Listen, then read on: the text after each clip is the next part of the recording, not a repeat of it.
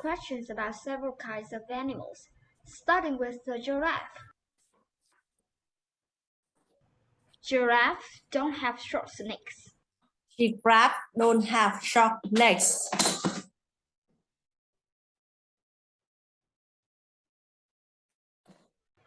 Do giraffes have short necks? Do giraffes have short necks? No, giraffes don't have short necks. No, giraffes don't have short necks. Giraffes have long necks. Giraffes have long necks.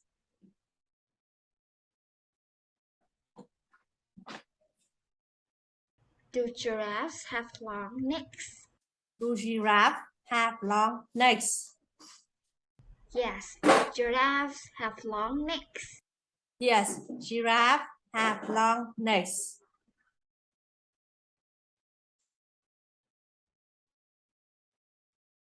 Why do giraffes have long necks?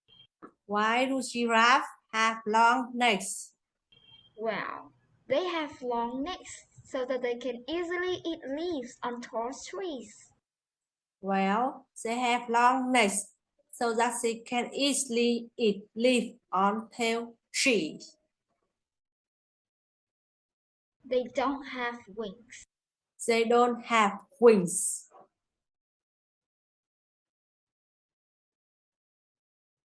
Do they have wings? Do they have wings? No, they don't have wings. No, they don't have wings. A giraffe doesn't have 6 legs. A giraffe doesn't have 6 legs.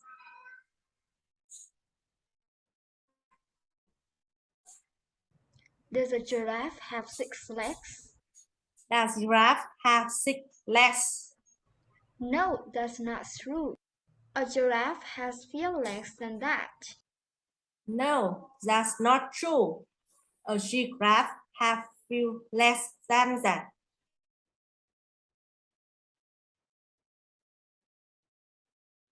How many legs does a giraffe have? How many legs does giraffe have? Well, a giraffe has 4 legs. Well, a giraffe has 4 legs.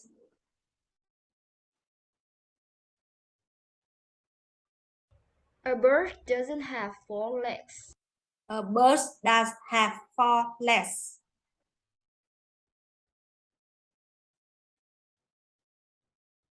Does the bird has 4 legs? Does a bird have 4 legs? No, that's not correct. A bird doesn't have 4 legs. No, that's not correct. A bird doesn't have 4 legs.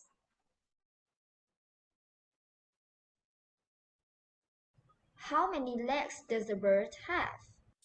How many legs does a bird have?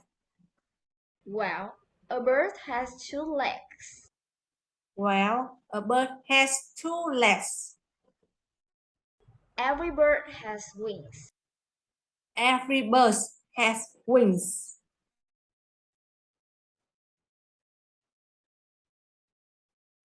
How many wings does the bird have? How many wings does a bird have? Well, a bird has 2 wings. Well, a bird has 2 wings. All birds have wings. All birds have wings.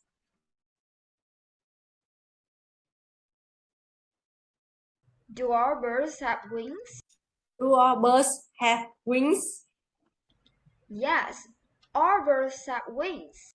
Yes, all birds have wings.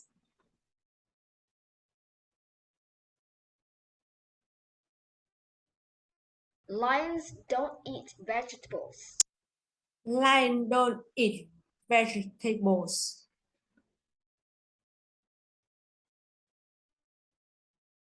Do lions eat vegetables? Do lions eat vegetables? No, lions don't eat vegetables. No, lions don't eat vegetables.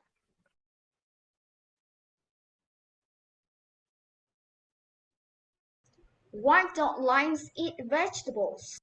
Why don't lions eat vegetables?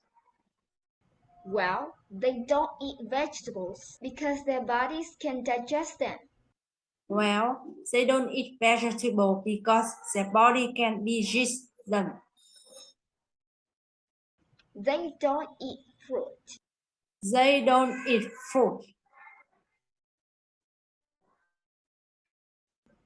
Do they eat fruit? Do they eat fruit? No, they don't eat fruit. No, they don't eat fruit. They eat something else. They eat something else.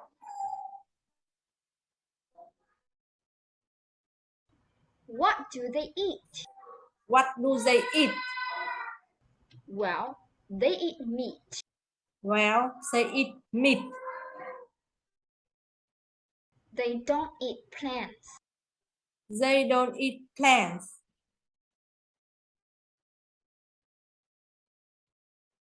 Why don't they eat plants? Why don't they eat plants? Well, they don't eat plants because their bodies can't digest them. Well, they don't eat plants because their body can digest them. All right, enough with the questions about animals. Now, you're going to ask questions about two people named Matt and Jane. Matt and Jane aren't musicians.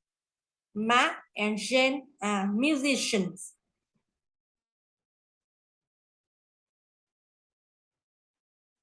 Are Matt and Jane musicians? Are Mark and Jane musicians? No, Matt and Jane aren't musicians. No, Mark and Jane are musicians. They're doctors. They are doctors.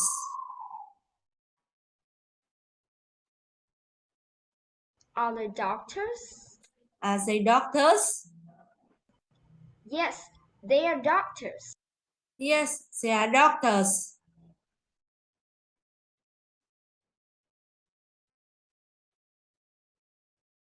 Matt knows Jane.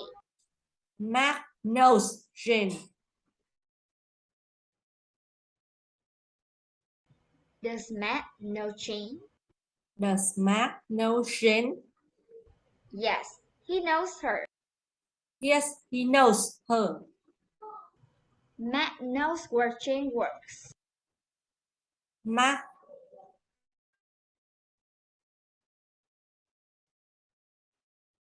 knows where Jane works. Does Matt know where Jane works? Does Mark know where Jane works? Yes, he does. Matt knows where Jane works. Yes, he does. Mark knows that where Jane works. Matt doesn't know where Jane lives. Mark doesn't know where Jane lives.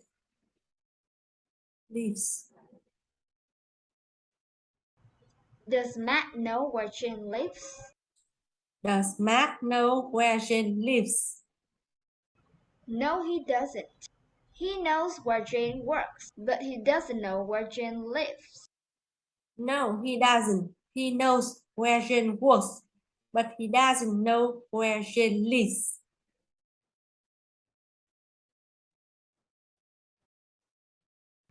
Matt and Jane know each other. Mark and Jane know each other.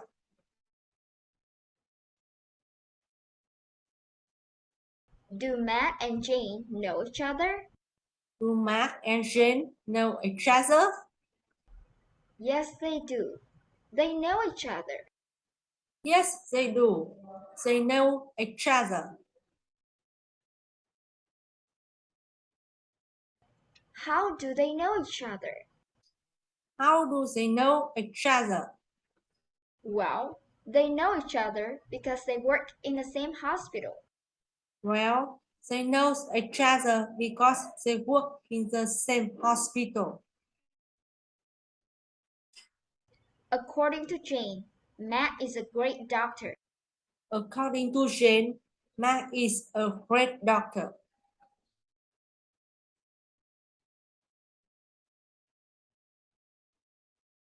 According to Jane, is Matt a great doctor? According to Jane, is Matt a great doctor? Yes, according to Jane, Matt is a great doctor. Yes, according to Jane, Matt is a great doctor. Jane considers Matt a great doctor. Jane considers Matt a great doctor.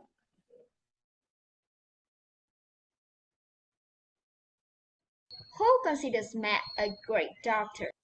Who considers Matt a great doctor? Well, it's Jane. Jane considers Matt a great doctor. Well, it's Jane.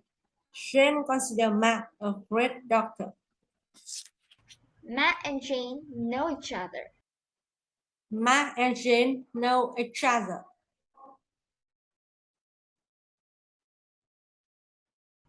Do Matt and Jane know each other? Do Matt and Jane know each other? Yes, they know each other. Yes, they know each other. How do they know each other? How do they know each other? Well, they know each other because they work in the same place. Well, they know each other because they know in the same place.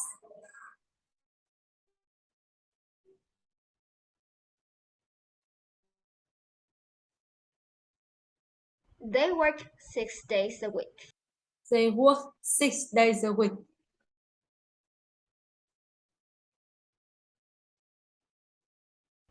Why do they work 6 days a week? Why do they work 6 days a week? Well, they have to work 6 days a week instead of 5 days like most people because there aren't enough doctors. Well, they have to work 6 days a week instead of 5 days a week, like most people, because there are enough doctors. They don't work 7 days a week. They don't work 7 days a week.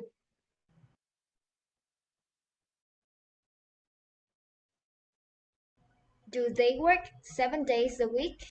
Do they work 7 days a week? No, that's not correct. They don't work 7 days a week. No, that's not correct. They don't work 7 days a week.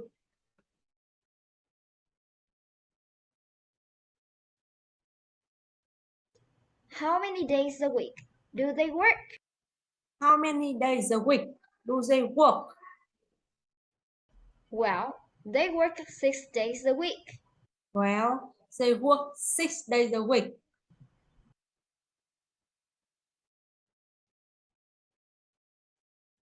They don't work on Sundays. They don't work on Sundays.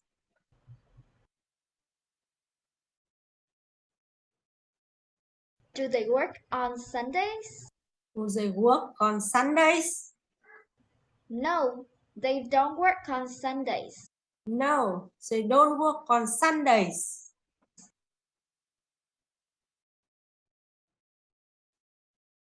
Why don't they work on Sundays? Why don't they work on Sundays?